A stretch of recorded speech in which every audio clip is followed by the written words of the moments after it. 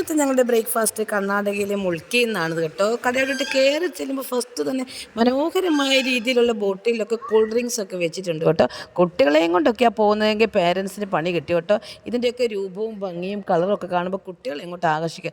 കുട്ടികളെ പറഞ്ഞിട്ട് എന്ത് കാര്യം, ഞങ്ങളെ അങ്ങ് ആകർഷിച്ചു. അങ്ങനെയാണ് കേട്ടോ ഞാൻ വിജിനിയോടെ ഇതൊക്കെ ഏതാണെന്നൊക്കെ ഒന്ന് നോക്കാൻ പറഞ്ഞു. അങ്ങനെ അതൊക്കെ നോക്കി ഞങ്ങൾ ചായ കുടിക്കാനിരുന്നു കേട്ടോ. ഞങ്ങൾ ഇന്ന് ഓർഡർ ചെയ്തിരിക്കുന്ന മസാല ദോശയാണ്. ഞാൻ മസാല ദോശ ചായ ഓർഡർ ചെയ്യുമ്പോൾ ഇവർക്കും മസാല ദോശ ചായ മതി. കാരണം എന്താണെന്നോ, ഇവിടുത്തെ ഭക്ഷണത്തിൽ ഏറ്റവും നല്ലത് മസാല ദോശയൊക്കെ തന്നെയാണ് കേട്ടോ. അടിപൊളിയാണ് കേട്ടോ. പ്യുവർ വെജുള്ള കടകളിൽ കയറി നമ്മൾ മസാല ദോശ കഴിക്കണം. ടേസ്റ്റാണ് കേട്ടോ. അതിന് കറിയായിട്ട് നല്ല ഒന്നാം തരം നല്ല കറിയാണ് കേട്ടോ. നല്ല ശർക്കരയെല്ലാം ഇട്ടിട്ട് ഒരു ഗസി രൂപത്തിൽ വെച്ച കറിയാണ് കേട്ടോ. വളരെ ടേസ്റ്റാണ് കേട്ടോ.